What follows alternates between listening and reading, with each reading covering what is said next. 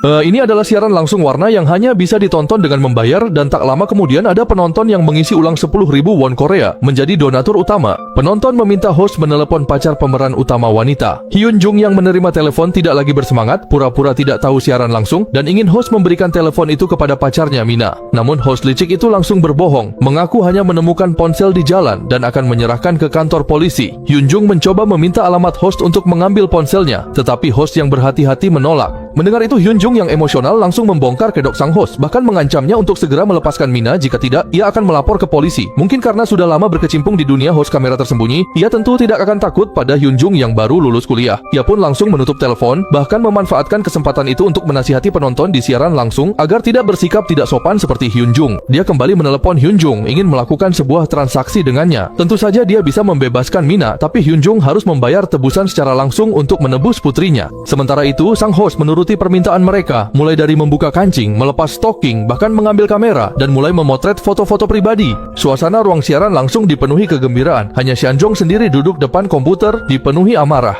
Xianzong marah, buru-buru membawa komputer ke kantor polisi. Siapa sangka sang host kembali berulah. Baru saja ia membuka siaran langsung bertema dewasa, ia menyadari sesuatu yang aneh. Tokoh utama di dalamnya sepertinya adalah pacarnya. Ia buru-buru menelpon pacarnya untuk memastikan. Benar saja, ponsel pacarnya berdering di ruang siaran langsung, tapi tanpa ragu sedikit pun ia langsung memutus panggilan itu. Xianzong seketika merasa disambar petir. Dengan hati yang gelisah, Xianzong kembali menelepon Meina. Akhirnya setelah ia menelepon berkali-kali tanpa henti, Meina pun pergi ke toilet untuk mengangkat telepon. Namun ia sama sekali tidak ingin mendengar penjelasan Xianzong dan hanya berkata sedang sibuk lalu langsung menutup telepon.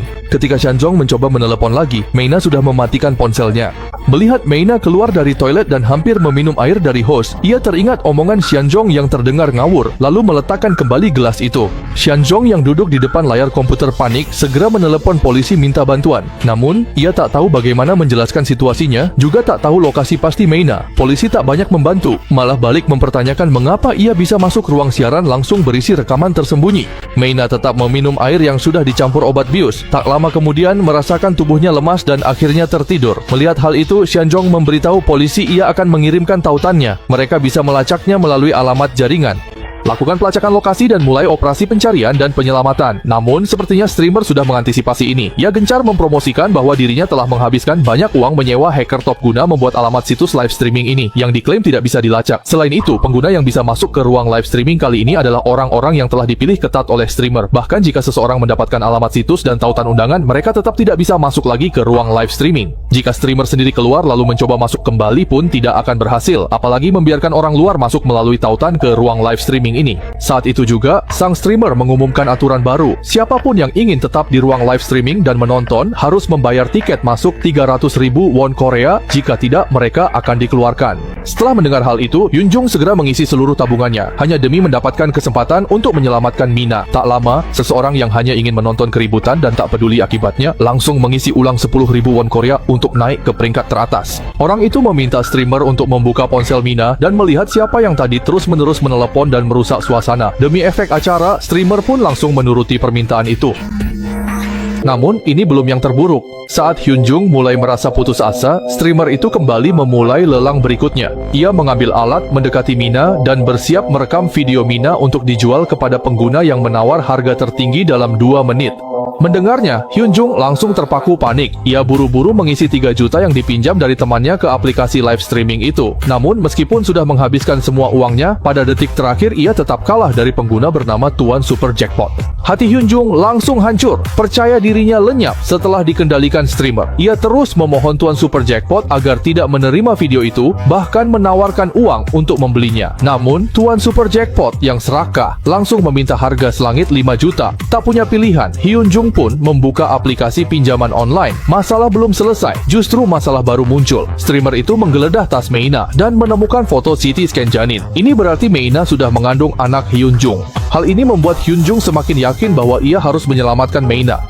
Tepat pada saat itu, teman Xianzhong yang berkacamata tiba-tiba datang berkunjung. Setelah melihat temannya, Xianzhong segera mematikan mikrofon di ruang siaran langsung, lalu memintanya merekam video untuk melapor ke polisi. Namun setelah tahu, pria berkacamata itu enggan membantu Xianzhong, bahkan menasihatinya agar tidak mencari masalah demi menyelamatkan Meina. Dan saat keduanya sedang berdebat, sang streamer kembali membuka ponsel Meina dan menemukan beberapa rahasia besar. Ternyata alasan Meina bisa tertipu dan datang menemui streamer itu, semuanya berkaitan dengan teman sekamar Xianzhong. Dialah yang mengirim pesan dan menipu Meina agar datang ke tempat itu. Kali ini, emosi Xianzhong benar-benar hancur. Begitu teman sekamarnya pulang, Xianzhong langsung menjatuhkannya, mengambil tongkat bisbol, memukulinya hingga kepala temannya berdarah parah, membuat pria berkacamata di sampingnya ketakutan sampai terpaku. Ketika Xianzhong berhenti, teman sekamarnya sudah tidak bernapas. Setelah itu, Xianzhong yang sudah terbakar amarah, langsung mengancam sang streamer agar segera mengembalikan Meina, jika tidak ia akan menyerahkan diri ke kantor polisi dan mengatakan bahwa penonton serta streamer di siaran langsunglah yang mendorongnya untuk membunuh. Saat itu, tak seorang pun akan bisa lepas dari tanggung jawab. Setelah mengatakan itu, Xianzhong mematikan mikrofon, mengambil plester, lalu menempelkannya ke kamera.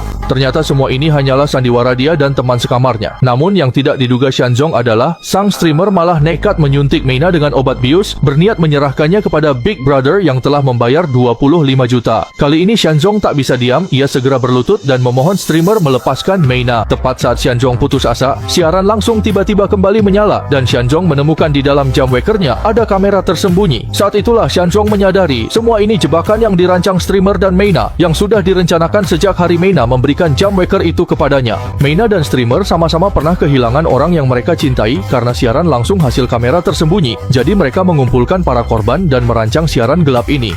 Kehadiran Xianzhong justru membawa banyak perhatian pada siaran langsung itu dan juga memungkinkan mereka membongkar wajah asli para penonton siaran yang kotor dan menyimpang.